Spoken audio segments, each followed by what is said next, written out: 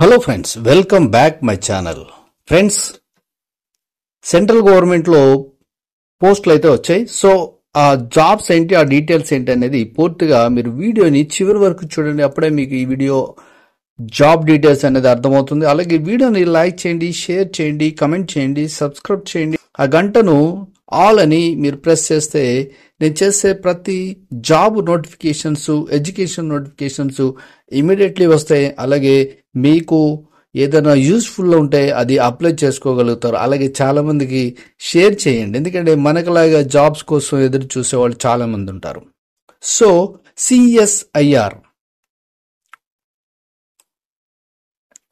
ఇది central government department. ఇందులో అయితే అంటే సిఎస్ఆర్ అనేది చాలా వీడియోల్లో నేను చెప్పాను. సిఎస్ఐఆర్ అనేది ఢిల్లీలో ఒక main head of the department. So అందులో వచ్చేసి 38 డిపార్ట్మెంట్స్ అండర్లో పనిచేస్తూ ఉంటాయి. సో ఇప్పుడు వచ్చింది ఏంటంటే central electronics engineering research institute. So ఇందులో అయితే పోస్టులు అయితే వచ్చి దీన్ని సిఈఈఆర్ఐ అంటారు. సో ఇది రాజస్థాన్లో అయితే ఉంది. ఇందులో 12th క్లాస్ మీద, ఇంటర్మీడియట్ మీద అయితే పోస్టులు అయితే వచ్చాయి. సో ఎవరైతే 12th క్లాస్ మీద, ఇంటర్మీడియట్ మీద జాబ్లు అయితే ఎదురు చూస్తున్నారో ఇవి చాలా యూజ్ఫుల్ అవుతాయి. ఎందుకంటే పోస్టులు వచ్చేసి junior secretary assistant and junior stenographer. So ఈ పోస్టులు వచ్చేసి చూద్దాం మనం. అడ్వర్టైజ్మెంట్ నంబర్ అయితే ఇక్కడ ఇచ్చారు. ఇక starting registration date and fee submission వచ్చేసి 10/2/2025 స్టార్ట్ అయింది. సో లాస్ట్ డేట్ వచ్చేసి 12/3/2025, అంటే మనకి మార్చి వరకు టైం ఉంది. ఇక్కడ ఫీ సబ్మిషన్ డేట్ అంటే ఫీ కూడా దీనికి ఉంటుంది, అప్లికేబుల్ కాబట్టి. సో ఇది మనకి సబ్మిషన్ డేట్ అయితే ఇచ్చారు. ఇక advertisement for the post of junior secretary assistant and junior stenographer. ఇక్కడ opportunity for an exciting career in administrative service in a premier R&D institute. So ఈ సిఎస్ఆర్ అనేది R&D ఇన్స్టిట్యూట్, అంటే under government autonomous బాడీలో ఇది work చేస్తూ ఉంటుంది.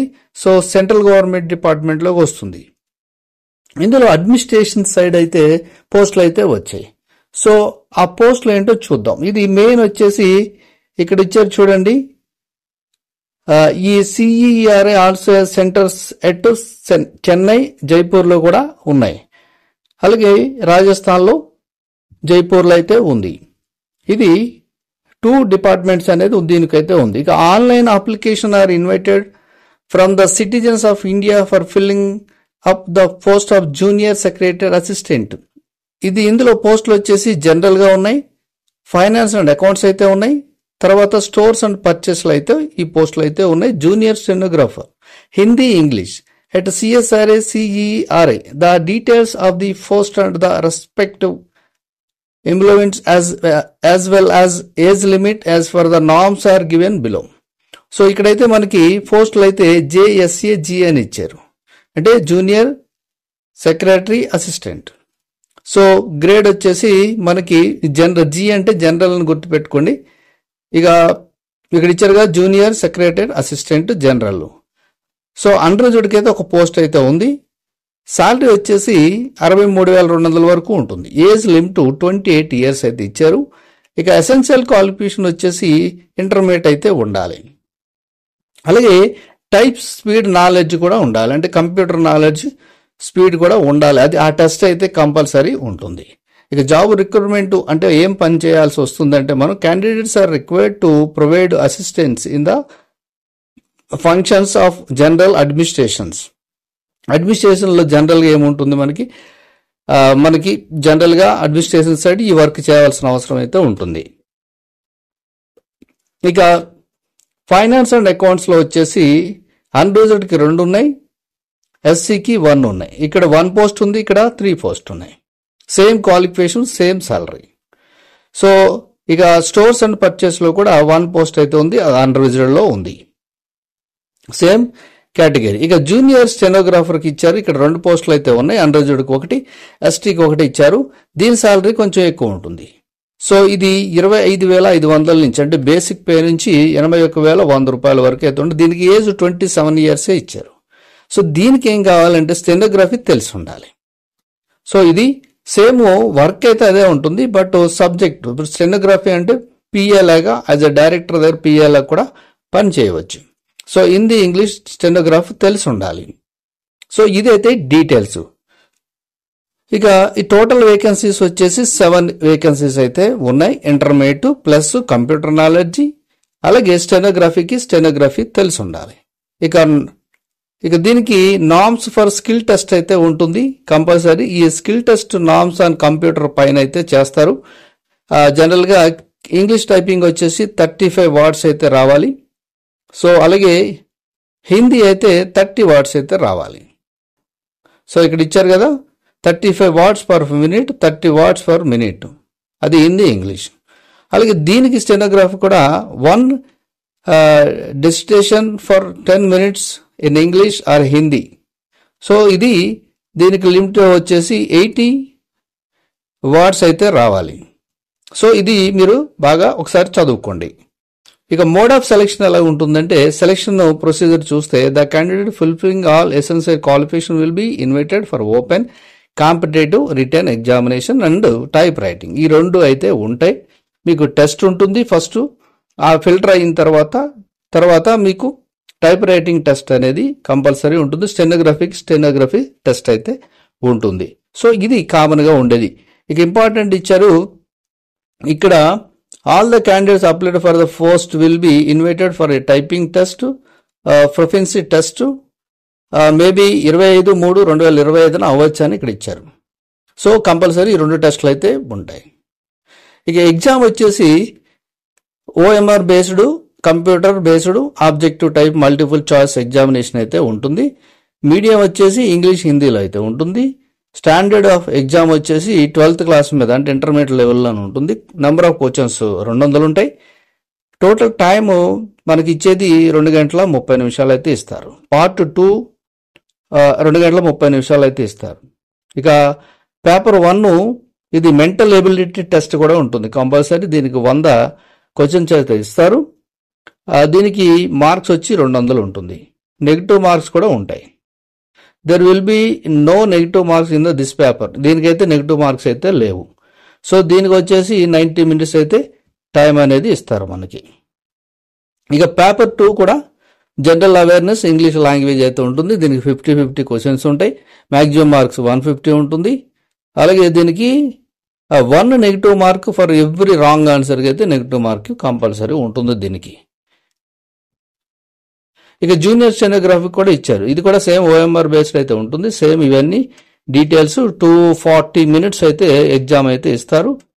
దీనికి general knowledge, general intelligence and reasoning, తర్వాత general awareness, English language and comparison ఇవి ఇస్తారు. టోటల్ వచ్చేసి 205 క్వశ్చన్స్ ఉంటాయి. తర్వాత 200 మార్క్స్ అయితే ఉంటాయి. నెగిటివ్ మార్క్ వచ్చి 0.25 అయితే దీనికి మార్క్స్ డెడికేట్ చేస్తారు రాంగ్ ఆన్సర్కి.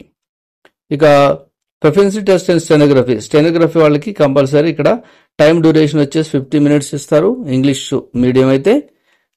అదే తర్వాత హిందీ అయితే 65 ఇస్తారు.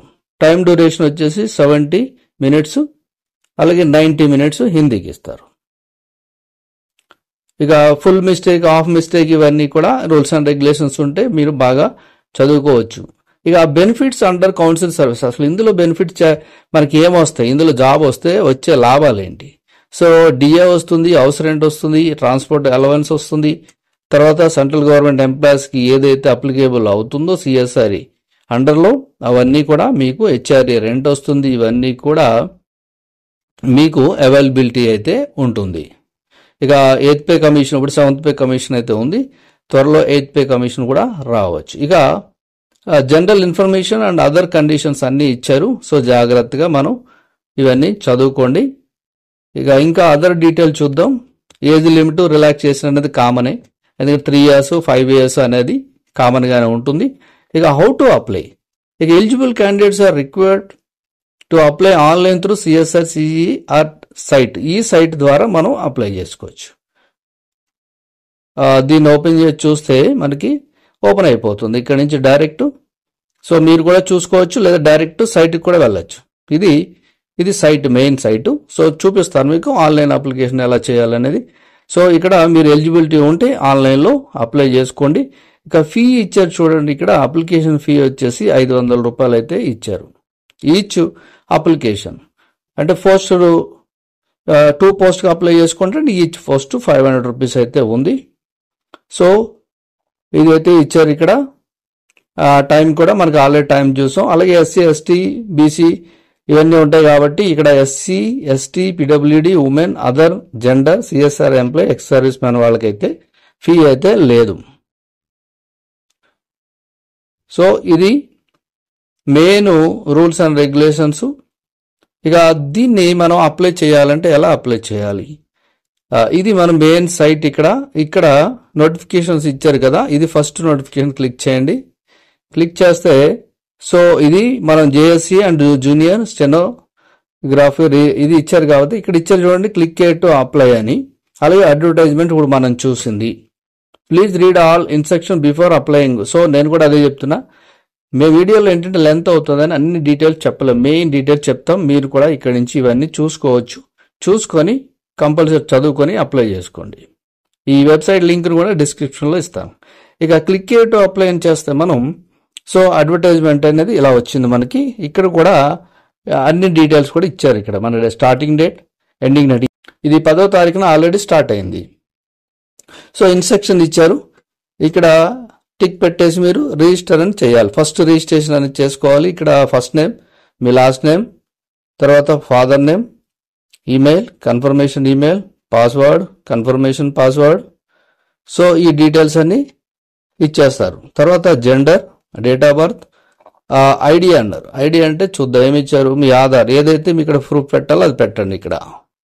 నెక్స్ట్ ఐడి నెంబరు, ఇక్కడేమో ఆధార్ అన్నారు అనుకోండి దాని number, mobile number, confirmation mobile number, ఇక్కడ క్యాప్చా. సో రిజిస్టర్ చేసుకుంటారు. ఒకసారి వన్స్ మీకు కన్ఫర్మేషన్ మొబైల్ కానీ ఆర్ ఈమెయిల్కి కానీ కన్ఫర్మేషన్ వస్తుంది. వచ్చిన తర్వాత మీరు తర్వాత డైరెక్ట్ లాగిన్ అవ్వచ్చు, సైన్ ఇన్ డైరెక్ట్ అయిపోవచ్చు. ఇక్కడ ఈమెయిల్ అడ్రస్, మీ పాస్వర్డ్ ఇస్తారు, క్యాప్చా ఇస్తారు, లాగిన్ అయిపోతారు. సో ఫస్ట్ చేయాల్సింది ఏంటి, రిజిస్ట్రేషన్ అనేది చేసుకోవాలి.